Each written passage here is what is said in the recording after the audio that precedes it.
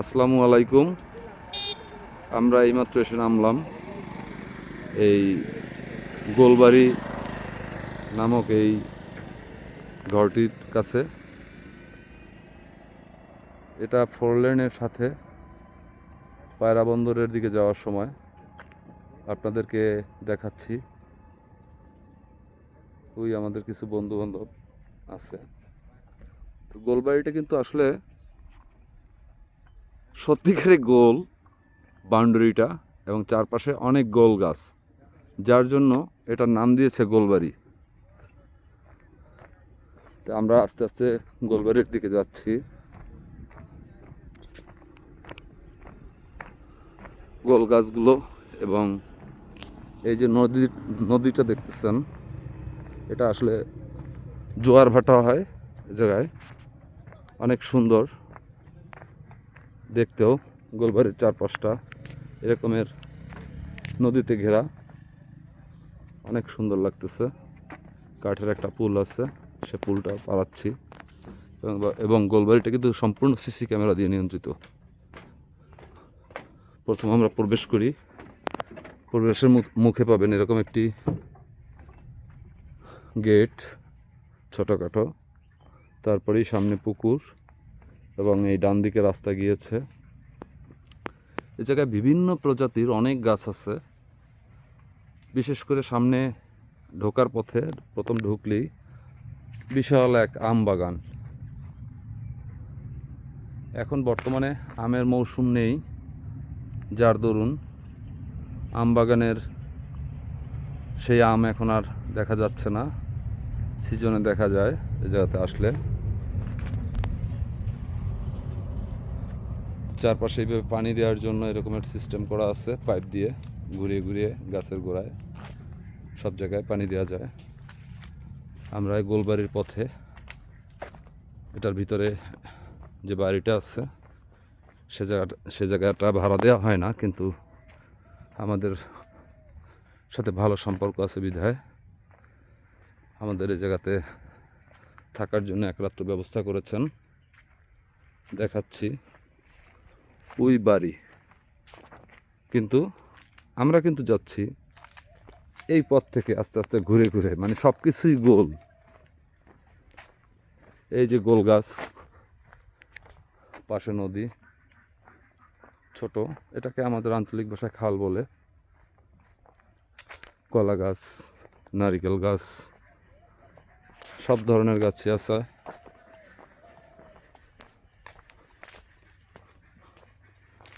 একদম গ্রামের নিরিবিলি পরিবেশ। এই আতা গাছ, একটি আতা গাছ দেখা গেল। আতা গাছটায় প্রচুর পরিমাণে আতা ধরেছে।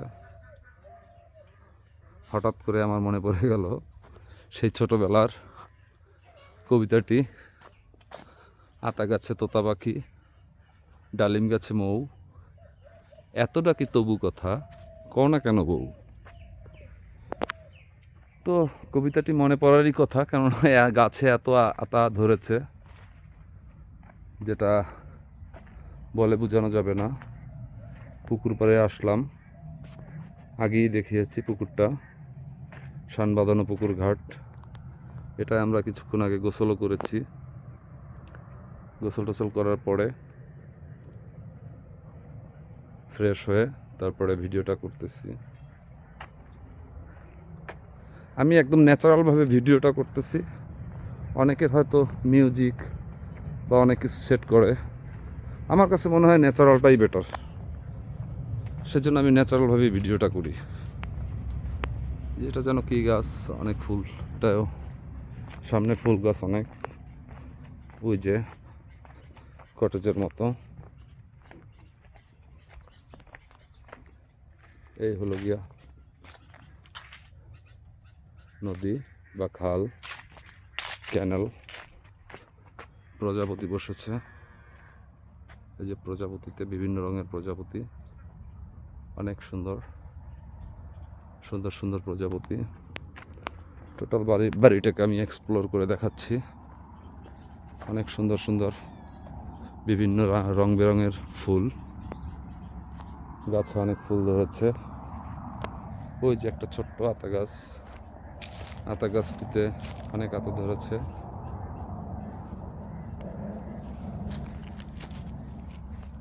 এই জায়গায় কিন্তু কোনো ভয়েস বা এডিটিংয়ের মাধ্যমে কোনো কিছু দেখানো হচ্ছে না। আমরা যে জায়গায় থাকবো সেই জায়গাটির দেখাচ্ছি ঘরটি। জায়গায় অনেক ফুলের বাগান। আসলে এমনভাবে সুন্দরভাবে বাড়িটিকে সাজানো হয়েছে, এটা এ জায়গা থেকে আর কি আপনার শুটিং স্পটও করা যায়, এত এত সুন্দর লাগতেছে। বাড়িটা অনেক বড়, আসলে সম্পূর্ণ ঘুরিয়ে দেখানো অনেক কষ্টকর ব্যাপার। কাশফুল, ঝাউ গাছ, আর এইটা যেন কি গাছ এটা আমি বলতে পারতেছি না, নারিকেল গাছ।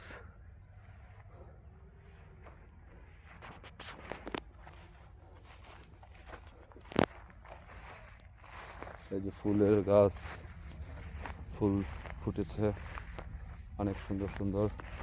আবারও আম গাছ লাগানো হয়েছে, বড়ই গাছ, নারিকেল গাছ, সাথে গোল গাছ আছে।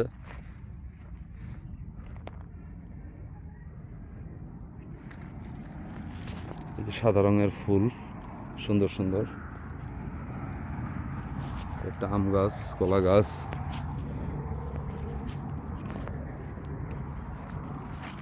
বাড়িটা আসলে রুচিশীল, রুচিসম্মত একটি বাড়ি করেছে, যেটা মনের অজান্তে ভালোবাসা এসে যায় জায়গাটার প্রতি। আমরা সামনে গিয়ে দেখি এই পাশটার কি অবস্থা।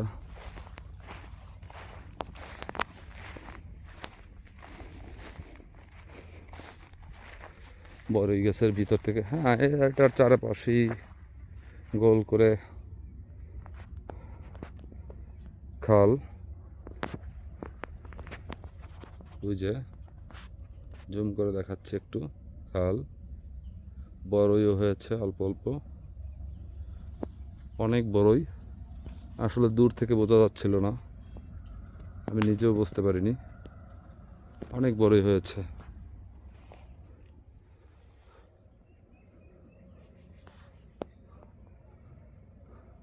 তো এগুলো দেখে আপনাদের যদি ভালো লাগে, ওই যে তাল গাছ, তাল গাছটা দেখে আর একটি কবিতা আমার মনে এসে পড়ে গেল। তাল গাছ এক পায়ে দাঁড়িয়ে, সব গাছ ছাড়িয়ে, উকি মেরে আকাশে। ছোটবেলার এই কবিতাগুলো মনে পড়ে যায় এই জায়গাটিতে আসলে।